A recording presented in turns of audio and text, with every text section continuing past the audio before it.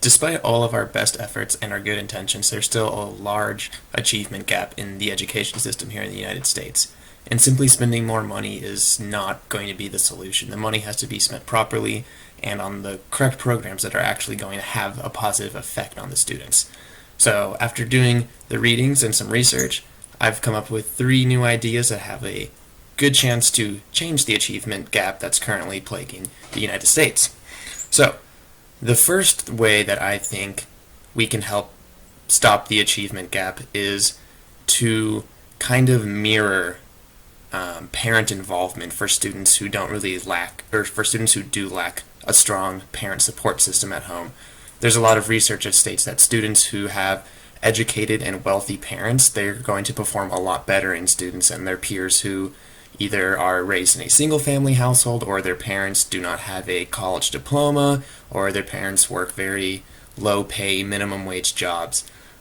So to mirror that in a sort of way, the wealthy educated parents who provide a lot of extracurricular activities to their students, who give them a lot of support in other ways, by giving them extra education and letting them just have fun more, and kind of do things that support their education, finding ways to mirror that in kind of like after school programs.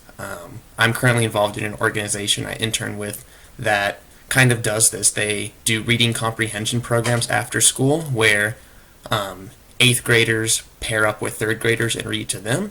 And this is a great way to mirror that parental involvement, where instead of a parent reading to the students, you have 8th graders reading to them. So it's not quite the same thing, but this 3rd grade students are still getting that exposure to reading and are being taught and are learning a lesson. The second way I think the achievement gap could be closed is to encourage school integration across distances. So what I mean by that is to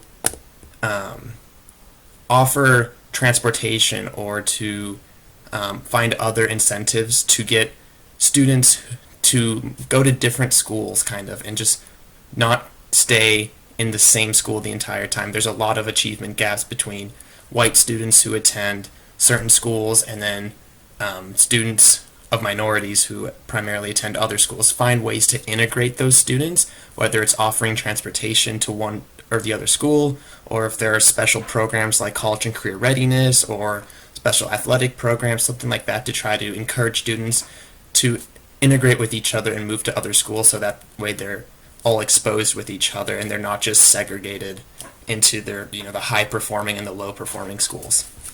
And then finally, the third way that the achievement gap can be closed, in my opinion, is to get rid of the tracking system. Don't put students on a high track and a low track.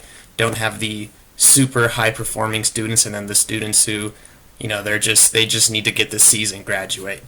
Merge them together. Don't have these tracks anymore. When students are able to work with each other and learn from each other, and you put very high achieving students in the same classes as everybody else, those students get that exposure to each other and get to work with each other. Research shows that for schools that have integrated this, it increased grades by 29 percentage points for African American and Hispanic students, and by 9 percentage points for white and Asian students. So the data's there to back up that this system works. Those are 3 ways that I think the achievement gap could be closed in the American education system, and I hope they get implemented one day.